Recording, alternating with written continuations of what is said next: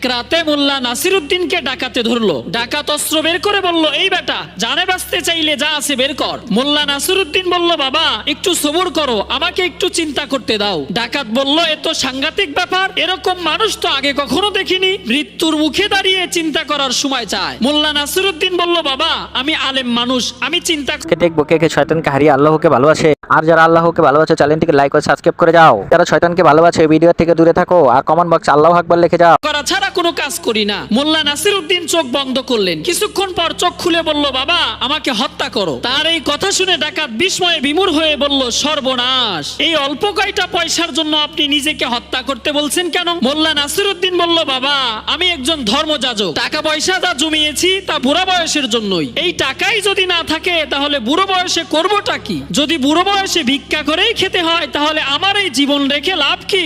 জীবন তো পাইছি ফ্রিতে, একদিন তো মরতেই হবে, তাহলে তোমার হাতেই মরি। ডাকাত বললেন, হুজুর আমাকে ক্ষমা করবেন, আমি চলে যাচ্ছি।